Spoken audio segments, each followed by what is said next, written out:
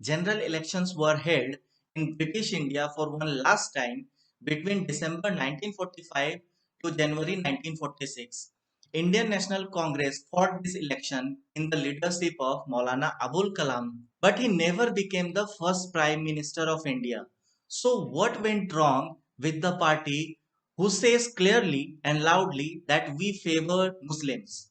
Namaste, my name is Surya, and today I am going to tell you whether Jawaharlal Nehru was really the first choice of Indian people for becoming the first Prime Minister of India. We are well aware that Indian National Congress was formed in 1885. After its inception in 1885, the Indian National Congress has tried its level best to conduct a yearly session every year. While World War II was being fought starting from 1939, Indian National Congress held its annual session in 1940 in Ramgarh, which is right now situated in Jharkhand. In that session of 1940, Indian National Congress selected Maulana Abul Kalam as its president. After the 1940 session, the Quit India movement reached its peak and many of the leaders of Congress went to jail. So, due to the World War and due to this Quit India movement, the yearly session was never held between 1940 till 1946 and Maulana Abul Kalam was heading Indian National Congress well efficiently. No problem was faced by Indian National Congress during his leadership. In 1945, the World War II ended, and it is a well-known fact that the economic condition of British Empire deteriorated. The British Empire understood that now it has become very difficult to control its colonies. So, following in line, on 19 September 1945, the then Viceroy of India, Lord Wavell, announced that general elections will be held in British India from December 1945 till January 1946. The election was held and the Indian National Congress performed well and came out as a victorious party, winning 923 seats out of 1585 seats. The party of Jinnah, All India Muslim League, was a distant second.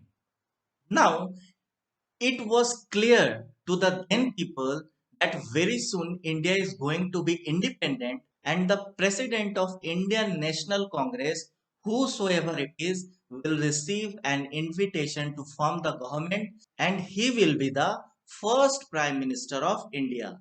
Well, as soon as this concept was realized, the Indian National Congress announced that it will conduct an election for the president post. Now, Maulana Abul Kalam also wanted to fight for the election, and so many people in Congress wanted Maulana Abul Kalam to be given a second term as a Congress president. If this would have happened, then Maulana Abul Kalam would have been the first Prime Minister of India. But he never did. Why? We will see the reason. Now, as soon as this news reached Mr. Nehru that so many people want Maulana Abul Kalam to retain the president post of Indian National Congress for a second time or for a second period, he went straight away to Gandhiji. Gandhiji immediately called upon Mr. Maulana and he told him that since you are the sitting president, you cannot be given a second tenure for some uncertain reason. Now, what this uncertain reason is, this was never known to Mr. Maulana and it is not known to any common person like me. So, I do not want to speculate why Mr. Maulana could not be given a second tenure. Since Gandhiji insisted on this, Maulana Sahab has to give up on the dream of becoming the Prime Minister of India. Now, Gandhiji on 20th April 1946 announced that his favorite candidate for the post of President of Indian National Congress was Jawaharlal Nehru, and he wanted Jawaharlal Nehru to become the President of Indian National Congress.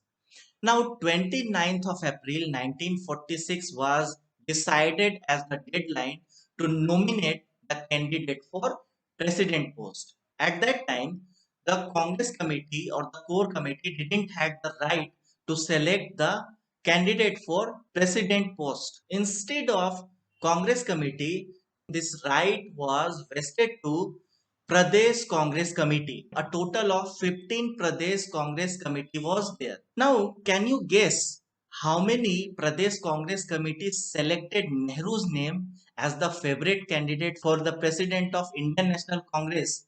Zero. No one. Out of the 15 Pradesh Congress committee, no one elected the name of Jawaharlal Nehru as their party's president. Out of 15, a whopping number of 12 Pradesh Congress Committee elected the name of Sardar Vallabhbhai Patel as their party's president as well as the Prime Minister of India. Now, this didn't go well with Jawaharlal Nehru. He once again went crying to Gandhiji and said him clearly that if he is not given the post of president, he is not ready to take any second position. Listening to this, Gandhiji was feared that whether Jawaharlal Nehru will break and form an opposition party. So he once again called upon Sardar Vallabhbhai Patel this time and told him in a firm and a straight way that he has to withdraw his name from the election. Sardar ji was one of the honest warrior and lieutenant of Gandhiji. He didn't question Gandhiji even for once and withdrew his name from the election. Mr. Jawaharlal Nehru was elected the president of Indian National Congress without any opposition, and rest is history. On 12 August 1946, an invitation was sent to the then president of Indian National Congress, Mr. Jawaharlal Nehru, to form an interim government, and Jawaharlal Nehru became our first prime minister. Now, Maulana Abul Kalam Sahab, late Sri Rajendra Prasad, they all acknowledge if somehow Sardarji would have been given this opportunity to become the Prime Minister of India, the current face and the future of India would be different because Sardarji was the most deserving candidate among all the leaders of Congress. So definitely what I learned from this story that this is a clear case of favorism, partiality on the part of Gandhiji to make Jawaharlal Nehru the first Prime Minister of India. And from here, the concept of favorism creeped into Congress, and today, what we see, the Congress is going through a very bad phase of favorism and nepotism. You must be aware of the fact that today there is a group of people called G23 and have people like Mr. Ghulam Nabi Azad, Mr. Kapil Sibal, Mr. Raj Babbar, who are the veteran politicians of Indian National Congress. They have dedicated their life, their loyalty towards Indian National Congress, and they have been cornered just because they oppose the fact that Mr. Rahul Gandhi is a very naive person to become even the leader of a opposition party. And according to me, Mr. Rahul Gandhi is so naive that he cannot even become a simple minister. Forget about minister, he cannot even become a MLA. So forget about becoming a prime minister. The day he becomes the prime minister of India, it would be a biggest disaster in the history of India. So see, if you are one of those who is feeling offended after watching my video and listening to my comments, to you, I want to say that as a citizen of India, the Constitution of India has given me the right to speak out and to express my opinions. And this is my opinion. Whether you accept this opinion or whether you reject it, it completely depends on you, right? So this is how Jawaharlal Nehru became the first prime minister, and Mr. Maulana Abul Kalam, he became the first education minister. Now one started writing the future of India as per the language of Congress party, and the other started writing the history of India as per Congress's vocabulary. Whatever they had, they have written in the books of history or the textbooks of our children. So, is this history really distorted?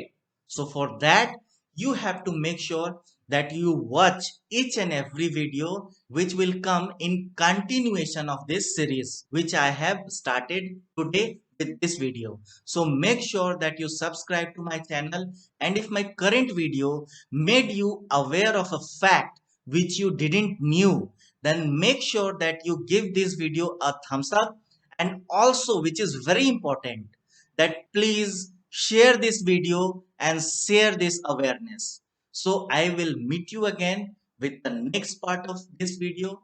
Till then, take care of yourself. Bye bye. Namaste.